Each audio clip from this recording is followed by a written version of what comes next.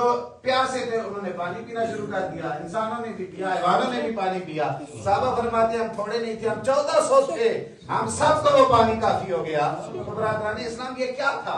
یہ عقل نہیں مانتی، یہ دماغ نہیں تسلیم کرتا، کوئی سائنس ایسی اس بات کو تسلیم کرنے والی نہیں ہے۔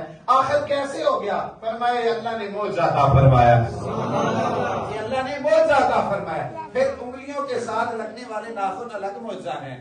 صحابہ کرام کا یہ طریقہ تھا کہ جو سرکار کی تراشے ہوئے ناخن ہوتے تھے وہ اپنے پاس برکت کے لیے رکھ لیا کرتے تھے۔ ہم نے سنا ہے کہ حضرت امیر معاویہ رضی اللہ تعالیٰ عنہ آپ نے اپنے پاس بہت زیادہ ناخن ایسے رکھے ہوئے تھے جو سرکار کے تراشے ہوئے تھے، اور انہوں نے وصیت کی ہوئی تھی جب میں مر جاؤں تو میرے کفن کے اندر رکھ لینا۔ اور یہ جو ناخن ہے نا، ناخن بال بھی انہوں نے رکھے ہوئے تھے، ناخن بھی رکھے ہوئے تھے، اور آپ کے جسم کے ساتھ لگنے والا ایک کپڑا بھی رکھا ہوا تھا۔ فرمایا کہ اس کپڑے کے ساتھ مجھے کفن دے دینا، اور یہ جو ناخن ہے جب میری آنکھیں بند ہو جائیں ناخن میری آنکھوں کے اوپر رکھ دینا۔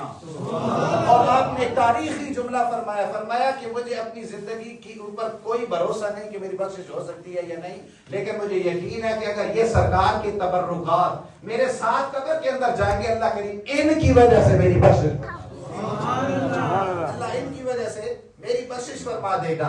تو برادران اسلام سرکار کے بال مبارک معجزہ ہیں۔ خالد بن ولید کتنے بڑے جرنیل ہیں، کتنے بڑے جرنیل ہیں، جس جنگ کے اندر جاتے ہیں اللہ کریم انہیں فتح نصیب فرماتا ہے، اللہ کریم انہیں فتح نصیب فرماتا ہے۔ جب ان سے راز پوچھا گیا تو آپ فرماتے ہیں کہ راز یہ ہے کہ میں نے اپنی ٹوپی کے اندر آقا رحمت صلی اللہ علیہ وسلم کا منہ مبارک سی کے رکھا ہوا ہے، اور مجھے جو فتح ملتی ہے میرے جسم کے اندر جو ایمان کی طاقت آتی ہے وہ سرکار کے اس منہ مبارک کی برکت سے آتی ہے۔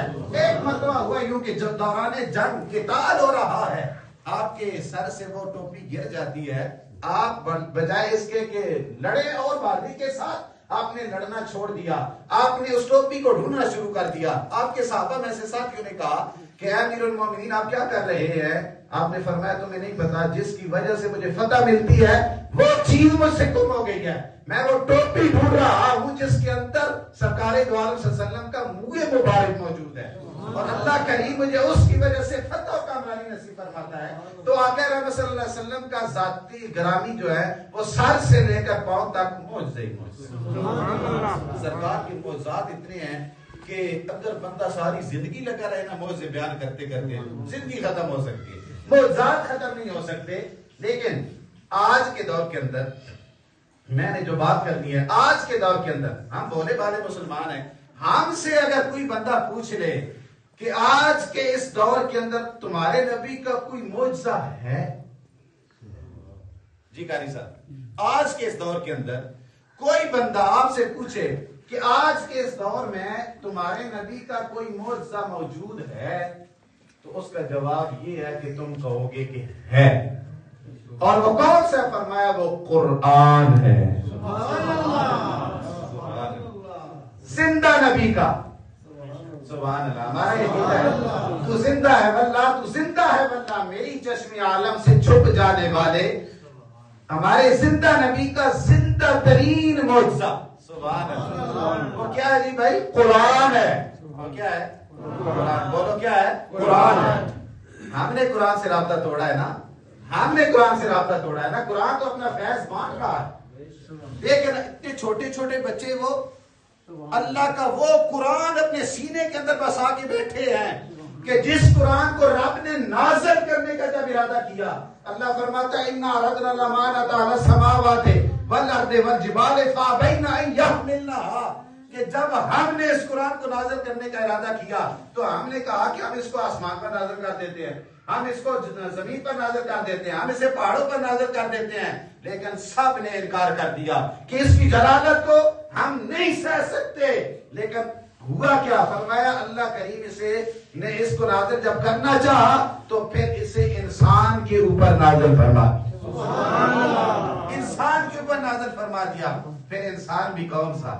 انسان نہیں، انسان وہ انسان ہے۔ وہ کیسے؟ سرکار دو عالم صلی اللہ علیہ وآلہ وسلم کو اللہ کریم نے ساری مخلوق آدم سے بڑھ کر اللہ نے فضیلت بڑا بنایا، سب سے عظیم اور سب سے جلیل، سب سے عظمت والی ہستی، سرکار دو عالم صلی اللہ علیہ وسلم کو اللہ کریم نے بنائی اور پھر سرکار کی قلب انور پر اللہ کریم نے اپنا قرآن نازل فرما دیا. اچھا یہ جو معجزہ ہے معجزہ، اور یہ زندہ معجزہ کیوں ہے؟ ہم اس کو زندہ معجزہ کیوں کہتے ہیں؟ اس کو زندہ معجزہ اس وجہ سے کہتے ہیں کہ اللہ کریم نے جب قرآن نازل فرمایا نا تو سرکار دو عالم صلی اللہ علیہ وسلم نے جب لوگوں تک قرآن پہنچایا، قریش مکہ نے، کفار مکہ نے یہ کہا کہ یہ محمد خود بناتا ہے، خود بناتا ہے، خود بناتا ہے. اللہ نے فرمایا محبوب آپ کو یہ کہہ رہے ہیں کہ خود بناتا ہے، آپ ان کو کہہ دیں قل لا اجتماعت الجن والانس ولا ان یاتوا بمثل هذا القرآن لا یاتون بمثله ولو کان بعضهم لبعض ظہیرا. اللہ فرماتے ہیں محبوب ان کو فرما دیجئے تم کہتے ہو کہ میں اکیلا بناتا ہوں قرآن، تم خود سارے مل جاؤ،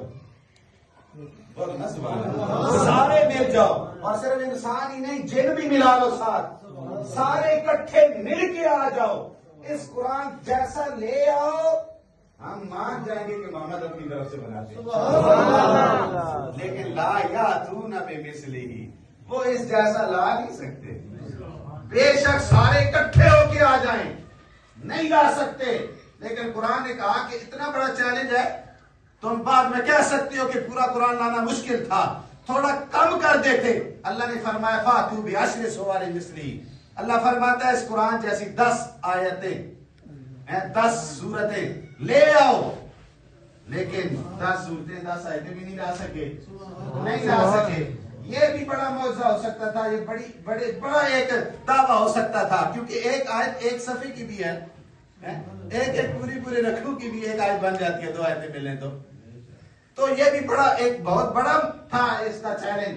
لیکن اللہ نے فرمایا کہ اگر یہ بھی بڑا چیلنج ہے تو پھر ایک اور چھوٹا سا چیلنج دے دیتے ہیں. کیا ان کنتم فی ریب مما نزلنا علی عبدنا فاتوا بسورۃ من مثلہ وادعوا شہداءکم من دون اللہ ان کنتم صادقین فإن لم تفعلوا ولن تفعلوا.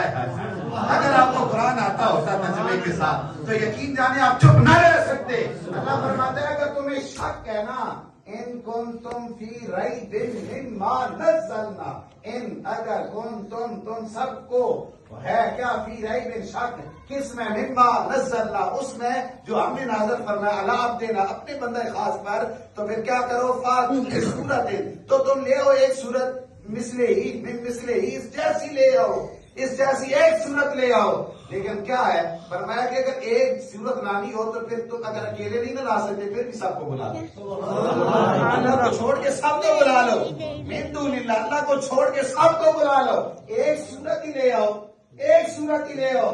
جب نازل ہوئی نا قرآن کی یہ سورت انا اعطیناک الکوثر فصلی لربک وانحر ان شانئک هو الابتر، آقا رحمت صلی اللہ علیہ وسلم نے فرمایا علی ادھر آؤ، ادھر آؤ. علی پاک آ گئے، جب آئے تو سرکار نے فرمایا یہ کعبے کی دیوار پہ لٹکاؤ، جا کے کعبے کی دیوار پہ لٹکاؤ اور نیچے لکھ کے لاؤ کہ یہ جو لوگ تم ایک دوسرے کے نا کلام لکھتے تھے، بڑے بڑے فصیح الاسان تھے نا، عربی بڑے بڑے شاعر تھے، بڑے بڑے قافیے اور ردیف ملایا کرتے تھے اور 3 شعر لکھ کے نیچے لکھتے تھے کہ 4تھا شعر تم لکھو.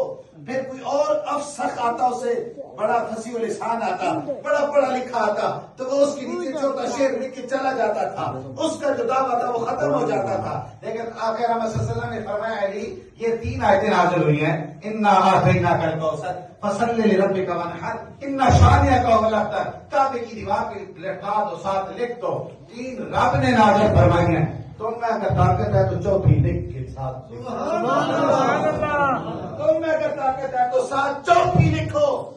لیکن کتنے دنوں تک وہ لٹکی رہی سورہ کوثر، لیکن کسی کے اندر جرأت نہ ہوئی کہ وہ قرآن کی اس ایک چھوٹی سی سورت کا کے ساتھ ایک چھوٹی سی آیت ہی لکھ دیتے. کسی کے اندر یہ جرأت نہ ہوئی تو فرمایا تم نہیں لا سکتے. پھر اللہ نے آگے فرمایا یہ فَإِن لَمْ تَفْعَلُوا وَلَن تَفْعَلُوا فَإِن لَمْ تم ایسے نہیں کر سکتے، تم ایسے نہیں کر سکتے کہ کوئی ایک سورت لاؤ، ایک آیت لاؤ. وَلَن تَفْعَلُوا تم ہرگز ایسے نہیں کر سکتے. رب کا چیلنج دیکھیں، رب کا چیلنج دیکھیں. رب کا چیلنج دیکھیں، زندہ معجزہ سرکار دو عالم صلی اللہ علیہ وسلم کا، آج بھی وہ معجزہ ایسے قائم ہے، اور آج بھی رب کا وہ دعویٰ قائم ہے۔ بے شک امریکہ چاند پہ چلا جائے، بے شک مریخ اور مشتری پہ چلا جائے، وہاں سے مٹیاں لے کے لیبارٹری کے اندر چیک کرتے رہیں کہ کس ستارے کے اندر، کس سیارے کے اندر زندگی کے کچھ امکانات باقی ہیں یا نہیں ہیں، وہ سب کچھ کر سکتے ہیں، لیکن قرآن کی بدلے میں ایک آیت نہیں لا سکتے، سبحان اللہ، نہیں لا سکتے۔ آج بھی وہ چیلنج قائم ہے، کسی کے اندر جرأت ہی نہیں ہے، کوئی نہیں کر سکتا۔ کیوں؟ اس وجہ سے نہیں کر سکتا کہ یہ رب کا کلام ہے، سبحان اللہ۔ کلام کس کا ہے جی؟ رب کا کلام ہے، اور رب نے یہ وعدہ فرمایا ہے۔ کیا وعدہ فرمایا؟ کہ محبوب پہلے جتنے بھی نبی آئے ہیں ان کو میں نے کتابیں دی ہیں، پھر میں نے کتاب دی ہے، حفاظت نہیں دی اپنے ذمہ، ان کو دے کے حفاظت بھی انہی کو دے دی کہ تم نے اس کی حفاظت کرنی ہے۔ کیوں؟ اس وجہ سے کہ مجھے پتا تھا کہ ایک نبی آئے گا، اس کے بعد کوئی اور آ جائے گا، وہ کتاب ختم ہوگی، اس کے بعد کوئی اور کتاب آ جائے گی، میں بھیج دوں گا۔ نبی بھی بدلتے رہیں گے، کتابیں بھی بدلتی رہیں گی، لیکن محبوب جب میں نے آپ کو بھیجنا چاہا، جب میں نے آپ کو بھیجنا چاہا تو میں نے کہا کہ میرا نبی خاتم النبیین ہے، سب سے آخر میں آنے والا ہے، اس کو جو میں کتاب دوں گا وہ بھی ایسی کتاب ہوگی جو میری طرف سے آخری کتاب ہوگی، اس کے اندر کوئی دنیا کا بندہ، کوئی مائی کا لال اس کے اندر رد و بدل نہیں کر سکتا۔ یہ قرآن جیسے آقا رحمت صلی اللہ علیہ وسلم کے قلب انور پر